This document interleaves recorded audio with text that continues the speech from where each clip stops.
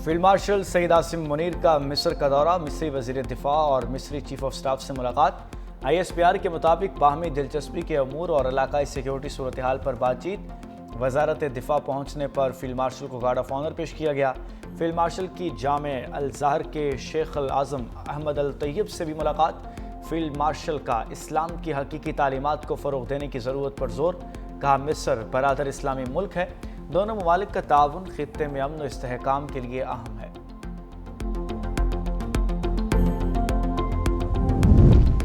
वफाकी काबीना की तहरीक लब्बैक पाकिस्तान पर पाबंदी की मंजूरी। वज़ीर आज़म शहबाज शरीफ के ज़ेर सदारत वफाकी काबीना की बैठक में बड़ा फैसला। एलामिया के मुताबिक कलदम तंजीम की पुरतशद्दुद और इंतशार फैलाने वाली कार्रवाइयों पर ब्रीफिंग।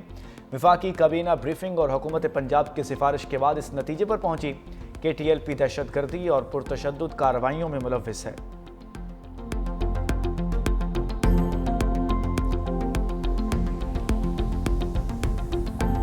पाकिस्तानी फाइटर रिजवान अली ने भारतीय हरीफ को धूल चटा दी। MMA फाइट में प्रताप सिंह को पहले ही राउंड में नॉकआउट कर दिया। MMA फाइटर रिजवान अली का नाकाबिल शिकस्त का रिकॉर्ड बदस्तूर कायम।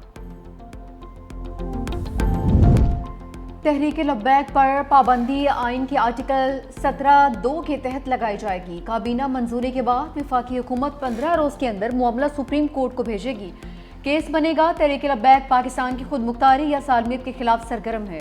सुप्रीम कोर्ट तहरीक लब्बैक को दिफा का मौका फराहम करेगी। सुप्रीम कोर्ट उसे सुनकर पाबंदी बारे हतमी फैसला करेगी। पाबंदी लग गई तो TLP किसी इलेक्शन में हिस्सा नहीं ले सकेगी। मुल्क भर में उसका तंजीमी ढांचा भी खत्म हो जाएगा। हथियारबंद जत्थों को रियासती रिट चैलेंज नहीं करने देंगे, वज़ीर इत्तलात पंजाब अज़मा बुखारी की वार्निंग। प्रेस कॉन्फ्रेंस में कहा, रिजवी बरादरान की गिरफ्तारी इंसानी जानों के तहफ़्फ़ुज़ पर करनी है। दोनों भाइयों को जल्द गिरफ्तार कर लेंगे। मजहबी जमात के एहतजाज के दौरान पुलिस एहलकारों पर तशद्दुद किया गया, गाड़ी छीनी गई, आग लगाई गई और शहरी इमलाक को नुकसान पहुंचाया गया। गजा और फ़लस्तीन की आज़ादी के लिए निकलने वालों ने जलाओ घराव किया। TLP के लोगों से फायर आर्म्स की गोलियां भी मिली। कील लगे डंडे, गुलेलें और पिस्तौल इस्तेमाल किए गए। पुलिस वालों को इन्हीं पिस्टल से गोलियां लगी हैं, उन्हीं की गोलियों से लोग मरे हैं। मजीद कहा, जबरदस्ती हड़ताल कराने वालों के खिलाफ दहशतगर्दी का पर्चा कटेगा। डाला कल्चर, असलहा कल्चर काबिल कबूल नहीं। पंजाब में इस वक्त 10,12,000 हथियार मौजूद हैं। अब कोई नया असलहा लाइसेंस जारी नहीं होगा। बगैर लाइसेंस असलहा रखने वालों को हथियार जमा कराना होंगे। वज़ीर आज़म ने सनतकारों और किसानों की उम्मीदों को रोशन कर दिया। सनत और ज़राअत की तरक्की के लिए रोशन मैशत बिजली का पैकेज का तोहफा। सनत और किसानों को आइंदा 3 साल रियायती कीमत पर इजाफी बिजली मिलेगी।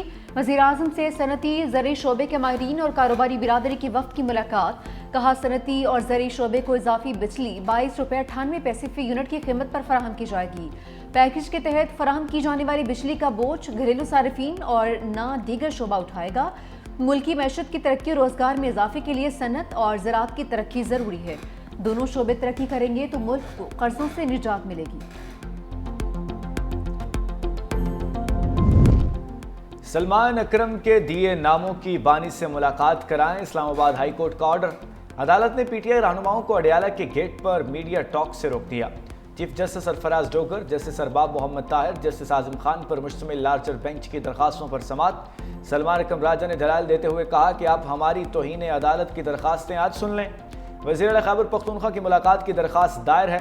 24 मार्च को उसी लार्जर बेंच ने ऑर्डर किया। अदालती ऑर्डर पर किसी एक दिन भी अमल दरामद नहीं हुआ।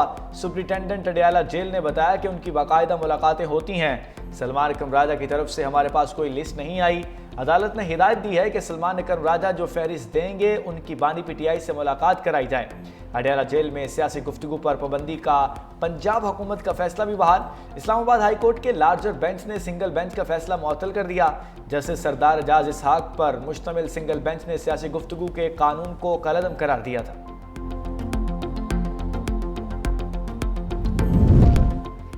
अदालती अहकामात नज़रअंदाज, सुहेल आफरीदी की बानी से मुलाकात की कोशिश नाकाम। वज़ीर आला खैबर पख्तूनख्वा बोले, अदालती अहकामात के बावजूद आज भी लीडर से मिलने नहीं दिया गया।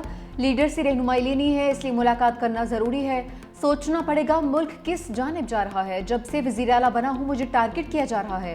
अदालतों में गए लेकिन कोई नहीं सुन रहा, अब अवाम की अदालत में जाऊंगा। वज़ीर आला सुहेल आफरीदी बानी तहरीक इंसाफ से मुलाकात किए बगैर वापस चले गए।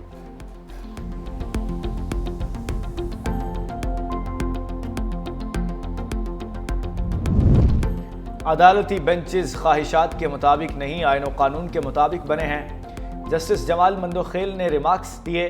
जस्टिस सुप्रीम कोर्ट के आईनी बेंच में 26वीं तरमीम के खिलाफ दरखास्तों पर समाअत।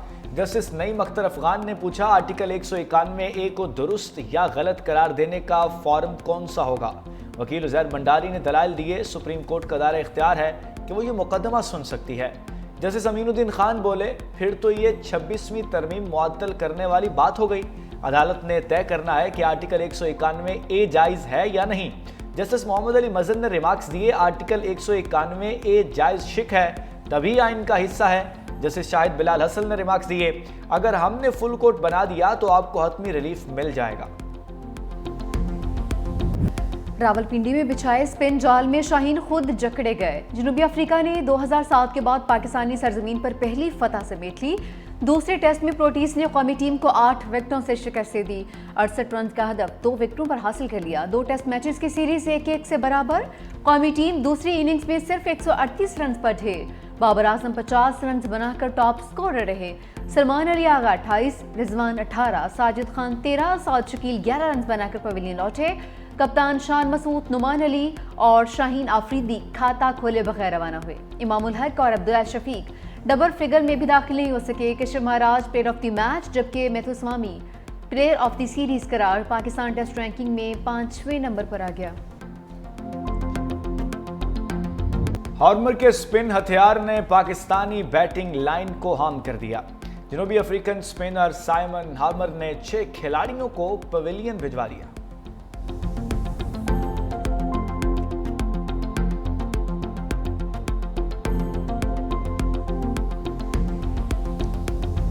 Babar Azam is back. Stylish बल्लेबाज की T20 टीम में वापसी। जनूबी अफ्रीका के खिलाफ वनडे और T20 सीरीज के लिए स्क्वाड का ऐलान। उस्मान तारिक पहली बार T20 स्क्वाड का हिस्सा। अब्दुल समद और नसीम शाह की भी वापसी। मोहम्मद हारिस और खुशदिल शाह जगह बरकरार नहीं रख सके। फखर जमान, हारिस रऊफ और सुफियान वकीम रिजर्व खिलाड़ियों में शामिल। हारिस रऊफ की वनडे स्क्वाड में वापसी। पाक जनूबी अफ्रीका T20 सीरीज 28 अक्टूबर से 1 नवंबर तक खेली जाएगी। वनडे सीरीज फैसलाबाद में 4 से 8 नवंबर तक खेली जाएगी।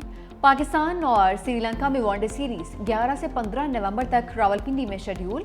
श्रीलंका और जिम्बाब्वे की 7 ट्राई नेशन सीरीज 17 से 29 नवंबर तक रावलपिंडी और लाहौर में खेली जाएगी। सलमान अली आगा T20 और शाहीन आफरीदी वनडे टीम की क़यादत करेंगे। बाबर आजम जैसा प्लेयर पाकिस्तान में बहुत कम पैदा होते हैं। काश ये फैसला पाकिस्तान क्रिकेट बोर्ड पहले कर लेता। मैं कहना बहुत ही अच्छा आएगा। वो बाकी की टीमें में प्रेशर पड़ेगा, बड़ा खिलाड़ी बड़ा ही होता है। बाबर आजम अच्छा प्लेयर है और ओपनिंग और रन भी चेस करता है और टीम को भी लेकर चलता है साथ। अच्छी बात है कि वापस टीम में बुला लें। उसको पहले आ जाना चाहिए, 1 साल बहुत लेट है। बाबर आजम की शॉर्ट फॉर्मेट क्रिकेट में वापसी पर शायकीन खुश। कहा, बोर्ड को यह फैसला काफ़ी देर पहले ले लेना चाहिए था। पाकिस्तान में बाबर आजम जैसा कोई बैटर नहीं। एशिया कप में भी शामिल किया जाता तो नतीजा मुख्तलिफ होता।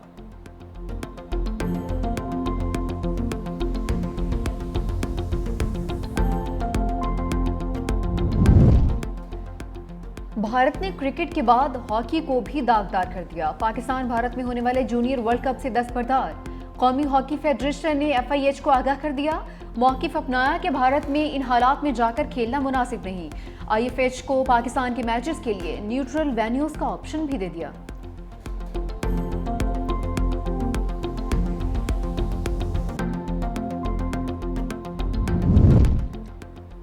पाकिस्तान और पोलैंड में दो तरफा ताल्लुकात में खुशगवार मोड़। नायब वज़ीर आज़म की 1-on-1 और वफूद की सतह पर मुलाकातें।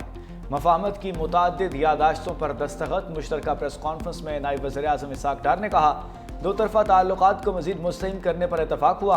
तिजारत और ताउन को फ़रोग़ के बेपनाह मौक़े मौजूद हैं। दहशत गर्दी से निमटने के हवाले से भी ताउन को बढ़ाया जाएगा। पोलैंड के नायब वज़ीर आज़म ने कहा कि मुलाकात में तिजारत, मईशत समेत दीगर शोबों में ताउन पर तबादला ख्याल हुआ। मादनियात और तवानाई के शोबे में ताउन पर भी बातचीत हुई। शानदार मेज़बानी पर पाकिस्तान का शुक्रिया अदा करता हूँ।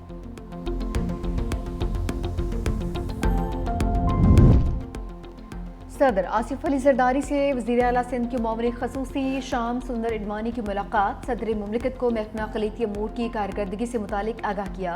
शाम सुंदर इडवानी ने सदर पाकिस्तान के हमरा दिवाली का केक भी काटा।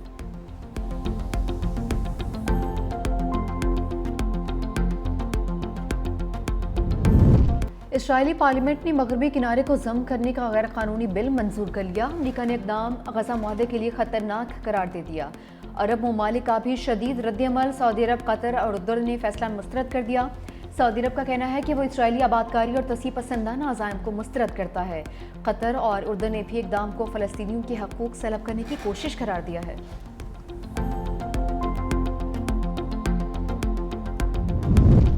इसराइल की हठधर्मी का सिलसिला बरकरार। आलमी अदालत इंसाफ के हुक्म के बावजूद अनरवा को गजा में दाखिले की इजाज़त से इनकार कर दिया गया।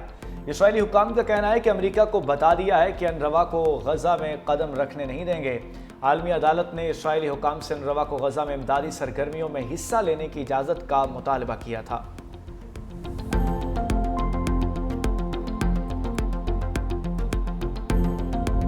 यूक्रेन जंगबंदी के लिए दबाव। अमेरिका ने रूस पर नई पाबंदियां लगा दी। अमेरिकी सदर से नेटो के सेक्रेटरी जनरल की मुलाकात। ट्रंप बोले रूस की 2 बड़ी तेल कंपनीज पर पाबंदियां लगाई हैं। ये इस बात की तरफ इशारा है कि हम आइंदा क्या करने जा रहे हैं। प्यूटन से मुलाकात मुनासिब नहीं लगी, इसलिए मनसूख कर दी। पाकिस्तान और भारत समेत 7 जंगें रुकवाई हैं। चीन ने रूस के खिलाफ एकतरफा पाबंदियों की मुखालफत कर दी। चीनी वजारत खारजा ने कहा कि जबर और दबाव से कोई मसला हल नहीं होगा।